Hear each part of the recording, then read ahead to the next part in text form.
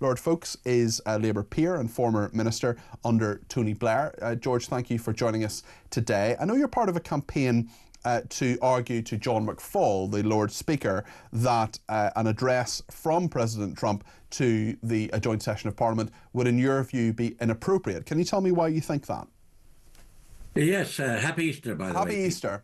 And I do think it would be totally inappropriate. I can understand why our government is dealing with President Trump and his government, because they have to deal with all sorts of governments. But Parliament is a different thing. Parliament represents the democratic views of the United Kingdom, and it is the essence of democracy. And for someone like President Trump, who tells untruths constantly, who believes that, who doesn't accept that Russia has invaded Ukraine, who has got some strange views on the rule of law and the courts, the decisions of the court, who fails to understand the true meaning of democracy.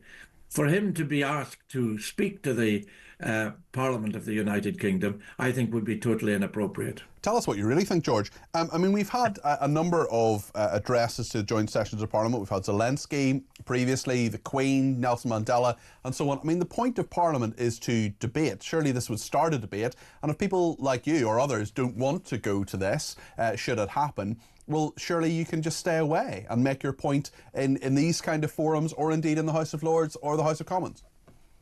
But we've never had anyone like Donald Trump before. He is nonetheless the President of the United States. I mean, that would be a huge snub, would it not be, to say all these other leaders who many parliamentarians have agreed with, they're welcome, but because we disagree with you, you're not. Indeed, on the last occasion that Trump visited the United Kingdom, John Bercow was Speaker, and he refused to invite him to address the two houses of Parliament. So I think there's a precedent on that, and I think now it's even worse. I don't think John Bercow is someone we should be holding up as a great paragon of virtue, someone who was shown to consistently to be a bully. I mean, he's not exactly someone who can objectively observe how other political leaders act. I'm just saying there's a precedent, and okay. now it's even worse, because I mean, when you look at what Donald Trump says, on Monday he says one thing, on Tuesday he says something different. He says he's going to solve the Ukraine war in 24 hours. 8 months later, it's still going on. He refuses to accept that Russia invaded Ukraine. And all of us in the United Kingdom Parliament know that. And we are supporting Ukraine. And it would be entirely inappropriate for those of us who all support Ukraine in this awful attack by Russia, were to invite along someone who is really an apologist for Putin. He would be an apologist for Putin in front of the United Kingdom Parliament, would be entirely inappropriate. Yet the leader of your party, of the Labour Party, I'm not saying you necessarily agree with this, has gone to Washington, has sat in the Oval Office with him, is dealing with Donald Trump because he is the President of the United States. And some people would argue, like, you may not agree with him, you may not think his record is perfect, you may strongly disagree with him, as you clearly do, George, and I get that, I understand that. But at the same time, he is in that position, and you've got to deal with the people you've got to deal with, especially when they are your allies and the special relationship is there. Well, governments have to deal with them, but not parliaments. Parliament represents the democratic essence of the United Kingdom. And for House of Lords is not democratic, is it? Well, no, I'm in favour of reforming the House of Lords. That's a separate debate. Yet still you sit on it. Okay, Senate George. Of the nations and regions, but certainly the House of Commons, of course, is democratic. And for that democratic forum to be given to someone who is so appalling, like Donald Trump, who, as I say, would be seen as an apologist for Putin in that area, and who doesn't accept, doesn't give attention and respect to his own democratically elected Congress, to the House of Representatives and the Senate, who doesn't accept the rule of law, who doesn't accept court judgments in the United States. For him to appear before the democratically elected House of Commons would just be quite unacceptable. Do you think your campaign is going to succeed? Have you heard anything from John McFall and from the Commons and Lords authorities on this?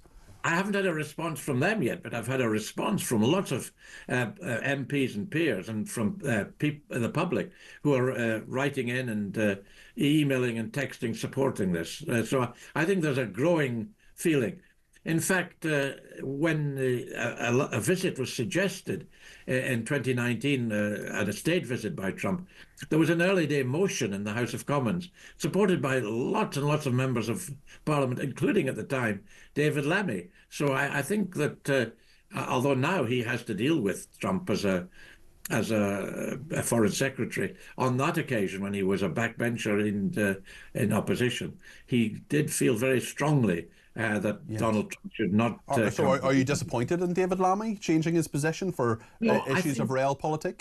No, I think he has to deal with it. I mean, this is one of the realities of politics, that when you're in power, when you're a government, you have to deal with other governments, however much you disagree with them. But Parliament doesn't have to do that. Parliament is sovereign. Parliament is the democratic essence of in terms of the Commons, as you rightly point out, the democratic essence of the United Kingdom.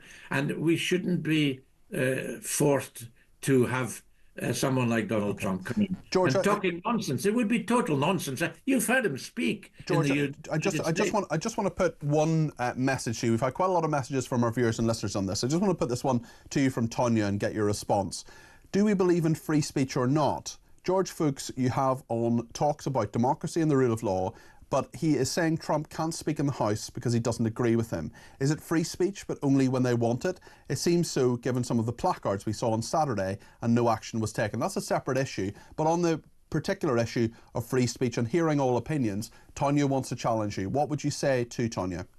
I would say to Tanya, but President Trump has got opportunity after opportunity to say what he thinks. He says it daily, 3, 4, a dozen times sometimes, every day. He says it in meetings. He says it in press conferences. He says it on so many occasions. And he lies. He says one thing one day and something different the next day. Many people would make that charge of many politicians, including perhaps the leader of your party.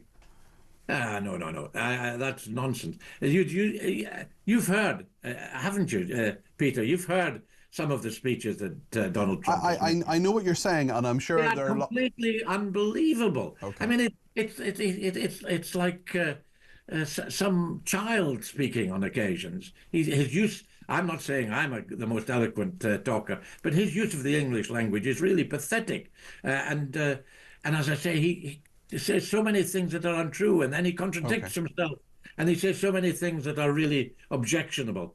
To have someone like that come into the center of the democratic United Kingdom center of democracy would be quite unacceptable. Okay. George Foulkes, Lord Foulkes, thank you very much indeed for your thoughts.